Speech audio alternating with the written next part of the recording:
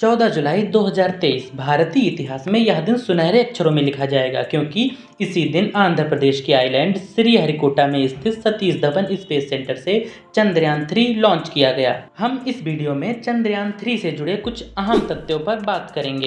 पहला, Satish Dhawan space centre ही क्यों?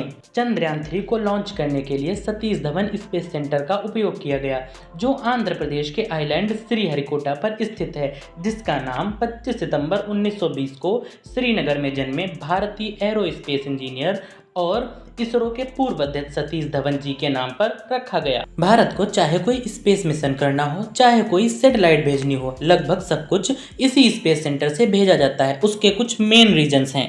सबसे पहला और सबसे महत्वपूर्ण कारण यह है कि यह बंगाल की खाड़ी में स्थित है। समुद्र में स्थित होने की वजह से अगर लॉन्च में कोई दिक्कत आती है तो मलबा आसानी से समुद्र में गिराया जा सकता है। दूसरा, यह इक्वेटर के करीब है। आपको पता होगा, अर्थ सबसे तेज इक्वेटर पर ही स्पिन करती है, जिस वजह से रॉकेट को सपोर्ट मिल जाता है और वह आसानी से ऊपर जा सकता है। दूसरा, जाने में 40 से 42 दिन का समय क्यों? अगर सब कुछ सही रहा तो चंद्रयान 3 23 या 24 अगस्त को चंद्रमा के साउथ पोल पर लैंड करेगा, मतलब करीब 40 से 42 दिन का समय लगेगा। इससे पहले जब चीन, अमेरिका और रसिया ने अपने मिशंस किए हैं तो लगभग 3 दिन या उससे भी कम समय में वह चंद्रमा पर पहुंच गए थे। अमेरिका ने अपोलो 11 मिशन के द्वारा नील आर्मस्ट्रांग, माइकल कोलिंस और एडविन एल्ड्रिन को चंद्रमा पर भेजा था। अपोलो 11 16 जुलाई 1969 को लॉन्च किया गया और 20 जुलाई 1969 को चंद्रमा पर लैंड हो गया था, मतलब 3 दिन और कुछ घंटे में ही मून पर पहुंच गया था। पर इस मिशन में नासा ने करीब 2800 करोड़ रुपए खर्च किए थे और भारत चंद्रयान 3 में सिर्फ 615 करोड़ रुपए खर्च कर रहा है, जो लगभग 5 गुना कम है। चंद्रमा तक स्पीड में जाने के लिए बड़े लॉन्च रॉकेट की और ज्यादा फ्यूल की जरूरत होती है। भारत के अलावा बाकी देशों ने ज्यादा फ्यूल यूज किया, जिस वजह से वह जल्दी पहुंच गए। पर हम भारतीय हमेशा जुगाड़ में माहिर होते हैं। इसरो ने भी जुगाड़ लगाया। वह कम फ्यूल और छोटे लॉन्च रॉकेट की हेल्प से ही मून तक पहुंच जाएगा, पर इसमें समय ज्यादा लगेगा। पहले चंद्रयान 5 चक्कर अर्थ के लगाएगा, थोड़े थोड़े फ्यूल का यूज करके अपने हर ऑर्बिट को बड़ा करेगा और चंद्रमा के करीब तक पहुंचेगा। फिर चंद्रमा की ग्रेविटी में जाकर उसके आसपास घूमेगा और धीरे धीरे उसके सतह पर सॉफ्ट लैंडिंग करेगा।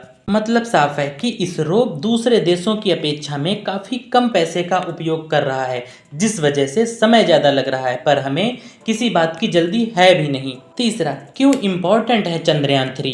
कभी कभी हमारे दिमाग में यह जरूर आता होगा कि आखिर क्या फायदा है इतना पैसा खर्च करके या मिशन करने का। आपको याद होगा 22 जुलाई 2019 को चंद्रयान 2 इसरो ने भेजा था, जिसमें 3 पार्ट्स थे, ऑर्बिटर, लैंडर और रोवर। ऑर्बिटर का काम था कि वह मून के आसपास चक्कर लगाता, लैंडर मून के साउथ पोल पर लैंड करता और रोवर बाहर निकलकर लूनर सरफेस का इंस्पेक्शन करता। पर चंद्रयान 2 का लैंडर लैंडिंग करने से 500 मीटर पहले ही स्पीड ज्यादा होने की वजह से क्रैश हो गया। इस मिशन चंद्रयान 3 को उसी मिशन का पार्ट 2 समझ सकते हैं। यह चंद्रयान 2 को ही कंटिन्यू करेगा। इस बार चंद्रयान 3 में सिर्फ लैंडर और रोवर ही भेजा गया, क्योंकि चंद्रयान 2 का ऑर्बिटर अब भी चंद्रमा के आसपास घूम रहा है और वही ऑर्बिटर इस बार भी यूज में ले लिया जाएगा। इस बार भी लैंडर सॉफ्ट लैंडिंग करने की कोशिश करेगा। रोवर बाहर आकर रोबोटिक तरीके से सतह पर घूम घूम कर पानी और अलग अलग तरीके के सैंपल्स इकट्ठे करेगा। अगर भारत लैंडिंग करने में कामयाब रहा तो इंडिया चौथा देश होगा जो चंद्रमा की सतह पर लैंड करेगा। इससे पहले अमेरिका, रूस और चाइना मून पर पहुंच चुके हैं। पर चंद्रयान 3 में खास बात यह है कि यह चंद्रमा के साउथ पोल पर लैंडिंग करेगा, जहां आज तक कोई देश नहीं पहुंच सका है। साउथ पोल मून की वह जगह है जहां पर सन की सीधी रेज नहीं पहुंचती हैं, इसलिए यहां पर जो गड्ढे हैं उसके अंदर आज तक कभी सूरज की रोशनी गई ही नहीं है। मून के साउथ पोल पर नॉर्थ पोल की अपेक्षा गड्ढे भी ज्यादा हैं, इसलिए लैंड करना और भी मुश्किल है। अगर रोवर लूनर सरफेस पर मौजूद पानी के सैंपल्स इकट्ठे करने में सफल रहा तो अर्थ और मून दोनों के फॉर्मेशन से जुड़े कई रहस्य सामने आ सकते हैं। फिलहाल जब यह वीडियो मैं बना रहा हूं तब चंद्रयान 3 अपना चौथा चक्कर अर्थ के आसपास लगा रहा है और यह सही दिशा और सही समय पर चल रहा है।